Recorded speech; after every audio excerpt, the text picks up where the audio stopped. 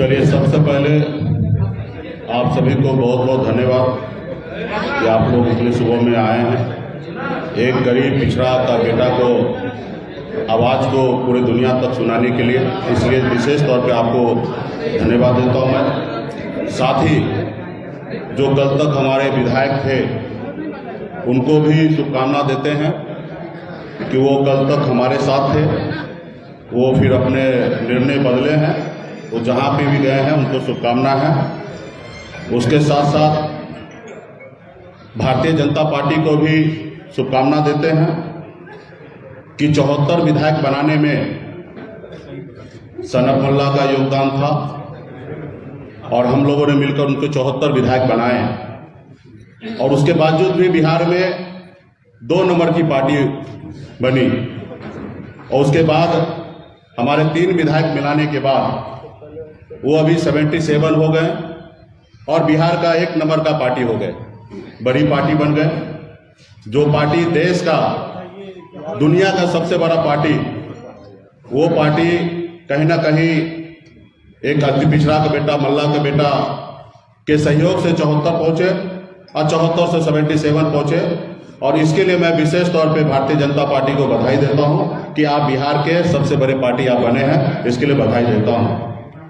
और विशेष तौर पे बिहार में भारतीय जनता पार्टी के प्रदेश अध्यक्ष संजय जायसवाल जी को भी बधाई देता हूं कि आपने बहुत ही अच्छा काम किया है।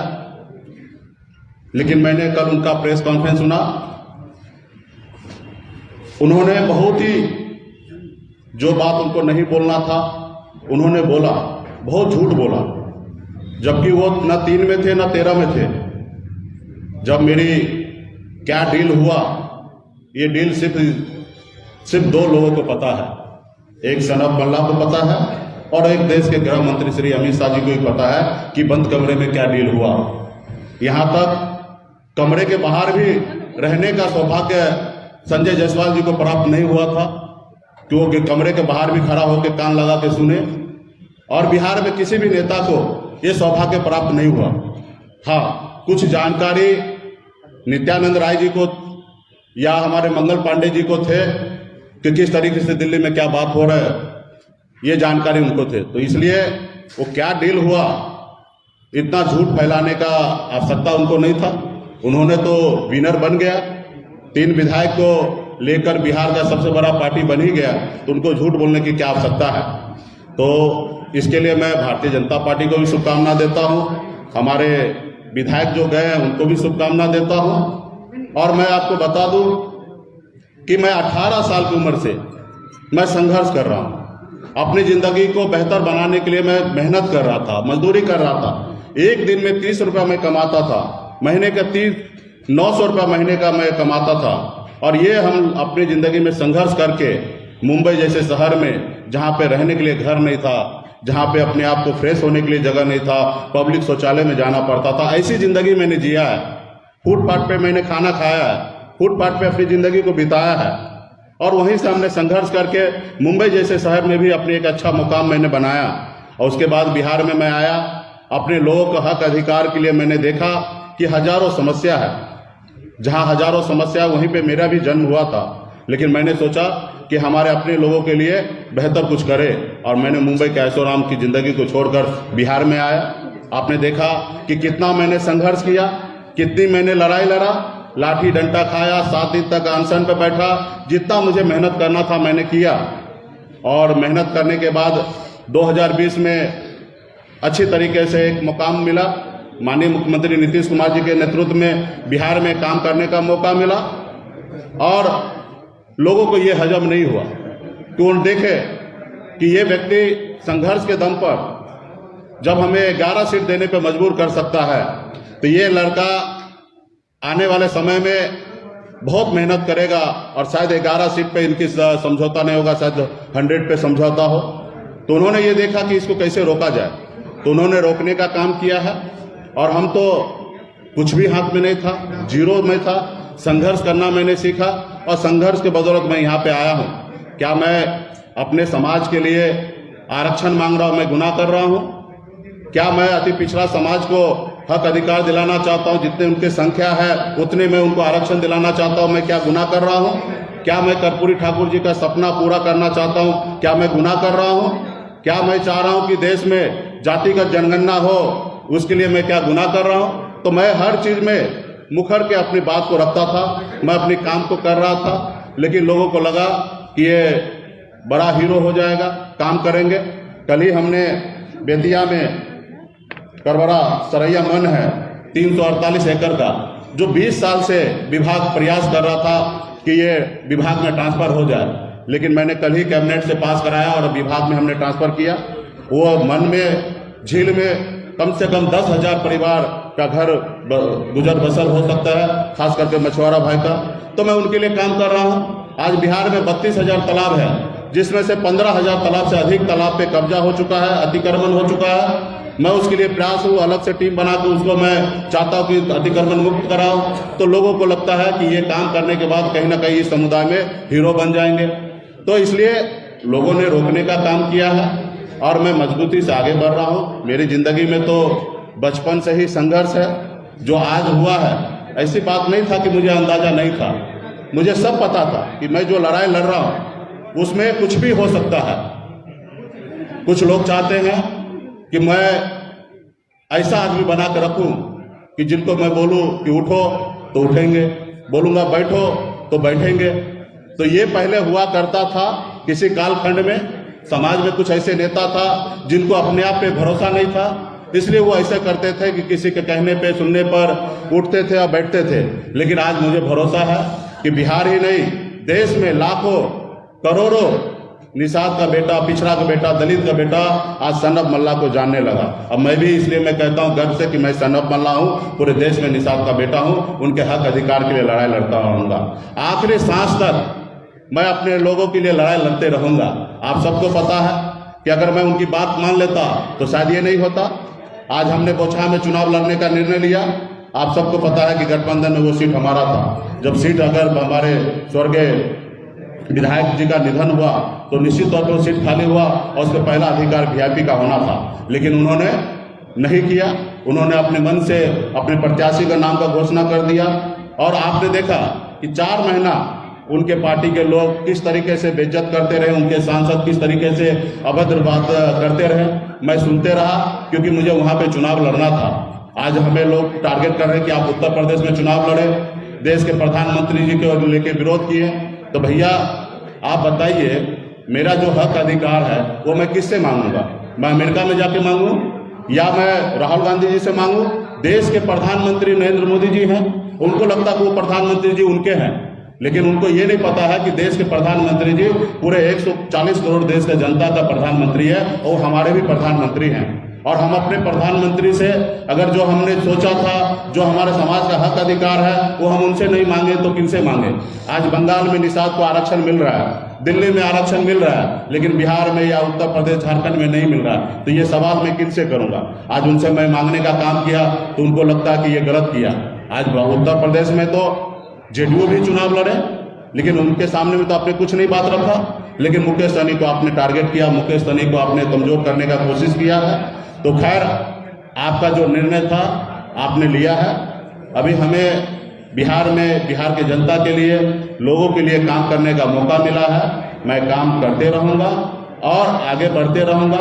जब तक मेरे शरीर में सांस रहेगा तब तक मैं अपने समाज के हक अधिकार के लिए, अति पिछड़ा के लिए लड़ाई लड़ते रहूंगा। किसी के सामने में कभी नहीं झुकूंगा, चाहे दुनिया का कोई भी ताकत क्यों ना हो। हाँ, कंधे से कंधे मिला के चल सकता हूं। अगर 4 बात अगर आपका मानता हूं तो 4 बात आपको हमारा भी मानना पड़ेगा। अगर कहेंगे कि मैं शहंशाह हूं तो मैं इस दुनिया में, इस धरती पर किसी को शहंशाह मानने के लिए तैयार नहीं हूं कि आप चाहे वो जो कर सकते हैं, आप स्वतंत्र हैं वो सब चीज करने के लिए। तो इसलिए आज जो हुआ है ये कोई बड़ा घटना नहीं है, ये सामान्य घटना है। ये संसार में हमेशा होते रहा। जब गरीब, पिछड़ा, दलित का बेटा आगे बढ़ने का काम किया, आगे अपने लोगों को आगे बढ़ाने का काम किया, तो उनके साथ हमेशा ऐसे होते रहा। आपने अभी हाल फिलहाल में आपने देखा कि चिराग पासवान जी का पार्टी किस तरीके से तोड़ा गया, परिवार में फूट डाला गया, लेकिन क्या हुआ? उससे पहले आपने देखा कि हमारे बिहार के मुख्यमंत्री श्री नीतीश कुमार जी, उनकी पार्टी अरुणाचल प्रदेश में 6 विधायक ले लिए। फिर क्या हुआ? तो ये विधायक पार्टी नहीं बनाया, पार्टी ने विधायक को बनाया। पार्टी में लोग आते जाते रहेंगे, हमारे विचारधारा से पार्टी आगे बढ़ेगा और जिनको एक्सेप्ट होगा वो पार्टी में हमारे विचारधारा से चलेंगे, जिनको नहीं एक्सेप्ट होगा वो अपनी रास्ता अलग बनाएंगे। तो वैसे लोगों को भी शुभकामना देते हैं कि थोड़ा पेशेंस रखिए, ईमानदारी के साथ रहिए। आपको जो जनता ने आपको चुन के भेजा है उनके ऊपर भी आप भरोसा रखिए। यही नहीं है कि आपको नेम फेम पावर मिल जाए, वही चीज़ है। आज मैं चाहता तो चैन से जिंदगी जीता, लेकिन मैंने ये नहीं चुना, मैंने संघर्ष का रास्ता चुना। अब मेरे हाथ में था ही क्या जो मैं खो गया। कल फिर 4 बनाया, फिर 40 बनाएंगे।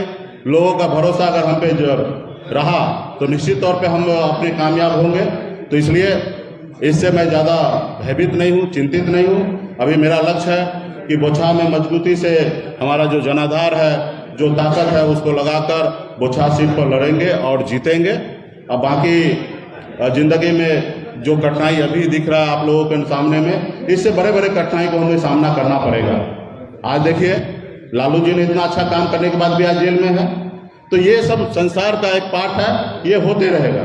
इसके लिए हमें घबराने की आवश्यकता नहीं है। इसलिए आप लोगों ने एक गरीब पिछड़ा का बेटा को आवाज़ को देश दुनिया में पहुंचाने के लिए आप लोगों ने हमारे साथ यहाँ पे उपस्थित हैं, तो आप सभी को इसके लिए मैं धन्यवाद देता हूँ। कुछ विशेष अगर आपको बात रखना है, पूछना है, तो मैं शांति से जवाब दूंगा, लेकिन कृपया करके एक एक करके पूछेंगे तो मैं अच्छा रहेगा जी। मंत्री पद आप आगे पार्टी से विधायक रहे राजू सिंह ने कहा कि आप कारोबारी तरीके से पार्टी चला रहे थे जो उन्हें मंजूर नहीं। ठीक है, उनका विषय है, उन्होंने एलिगेशन लगाया। लोग एक हमने बचपन में कहानी सुना था कि लंगूर है ना, अंगूर के पीछे भागता है। अंगूर मिल जाता तो उसके लिए अच्छा होता है, नहीं मिलता तो खट्टा है। जब विधायक बने थे तभी वो उसको मेरी विचारधारा अच्छा था, सारा चीजें अच्छा था, और अब कल नहीं है तो 50 तरह के एलिगेशन लगाएंगे। इससे घबराना नहीं है। कल तो भारतीय जनता पार्टी के प्रदेश अध्यक्ष ने कहा कि हमारा विधायक है, तो उन्होंने प्रोजेक्ट किया, और उससे पहले उन्होंने कहा कि हमने यहाँ से ये किया। तो ये सारी चीजें तो जब इस धरती पर सीता माता के ऊपर भी आरोप लगा दिया, उन्हें भी अग्नि परीक्षा देना पड़ा, तो मैं कौन सा खेत की मूली हूँ। तो इस तरीके से चीजें होते रहेगा। आगे मंत्री पद बरकरार रहेगा या फिर इस्तीफा देंगे आप? देखिए, मंत्री बिहार में बनाने का काम माननीय मुख्यमंत्री नीतीश कुमार जी ने किए हैं, और उनका विशेष अधिकार है कि इनको मंत्री रखना नहीं रखना, ये अधिकार उनके क्षेत्र में है। वो जो निर्णय लेगा वो उस निर्णय के साथ मैं रहूंगा। माननीय मुख्यमंत्री जी जो भी निर्णय लेंगे उन निर्णय के साथ रहेंगे। इसकी जवाब आपको माननीय मुख्यमंत्री जी देंगे।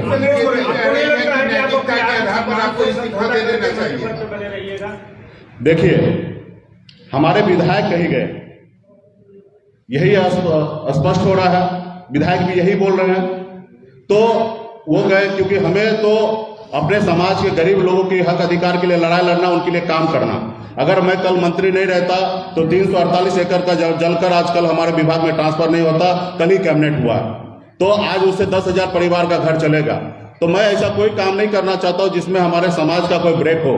बाकी रहा कि जो लोग, कुछ लोग तो सोचते ही हैं इनको हटाएंगे, कुछ लोग तो चाहते हैं इसको रास्ते से हटाएंगे, तो वो लोग तो काम करने दीजिए। कुछ काम तो उनको भी छोड़ दीजिए ना, हमको जो काम है उनको हमको करने दीजिए। कुछ काम उनके ऊपर छोड़ देते हैं ना कि वो क्या करते हैं। मंत्री की डील हुई थी आपकी कि दिल्ली में 6 महीने के बाद जब सरकार बनेगी तो आप विलय करेंगे। यही बात मुजफ्फरपुर सांसद का यही बात हमने पहले कहा ना कि बंद कमरे में 2 ही लोग थे, गृह मंत्री जी थे और मैं था। उस बीच में जो भी डील हुआ 2 ही लोगों को पता है, और बिहार के कोई भी नेता गेट तक भी जाने का उनका ये नहीं था कि कान लगा के सुनेंगे। तो ये बात को स्पष्ट माननीय गृह मंत्री जी कर देंगे, तो ये बात को मैं भी सत्य मान लूंगा। इस बात को गृह मंत्री जी को जिस तरीके से संजय जायसवाल जी बोले हैं या अन्य नेता बोल रहे हैं, वही बात को गृह मंत्री जी अगर सामने आके मीडिया के सामने बोल देंगे तो इस बात को 100% सच मान लूंगा, और इसके आगे एक भी शब्द नहीं बोलूंगा। देखिए, हमारे साथ पूरे बिहार की जनता है और हमारे अपने लोग हैं, और निश्चित तौर पे सबका सिंपैथी हमारे साथ है। क्या आप हमारे साथ नहीं हैं? आप भी हमारे साथ है, इसलिए आपने एक गरीब पिछड़ा का बेटा को आवाज को पूरी दुनिया में सुनाने के लिए आप आए हैं। तो आप भी मेरे साथ हैं। वही है, कुछ लोग सामने से होंगे, कुछ लोग पीछे से होंगे, कुछ लोग घर पे से होंगे, कुछ लोग दिल में रखेंगे, यही होगा। बीजेपी के लगभग नेता ऐसा क्यों कह रहे हैं कि नैतिकता के आधार पर आपको इस्तीफा दे देना चाहिए? बीजेपी का नेता को नैतिकता के आधार पे हमें इस्तीफा दे देना चाहिए, उनके मुंह से शोभा नहीं देता है। जो व्यक्ति बिहार में सबसे बड़ा पार्टी किसी को छीन कर बनना चाहता हो, वो व्यक्ति को ये बोलने का शोभा नहीं देता है। 2 महीने बाद आप एमएलसी नहीं रहे, उसके बाद भी आप 6 महीने मंत्री रह सकते हैं। क्या जदयू और राजद की तरफ से कोई भरोसा दिलाया गया है? देखिए, राजनीति है, राजनीति में हम काम करना जानते हैं और आगे का रास्ता भी बनाना जानते हैं। आगे का रास्ता क्या होगा वो आप लोगों से छिपेगा नहीं। हम आगे काम करते रहेंगे, संघर्ष करते रहेंगे, चाहे वो 1 साल में हम अपने संघर्ष को पूरा कर ले, 2 साल में कर ले या 13 साल में कर ले, हम अपने संघर्ष के रास्ते पर रहेंगे, संघर्ष करेंगे। क्या आपको लगता है कि यूपी चुनाव में आपने कोई बड़ी गलती की?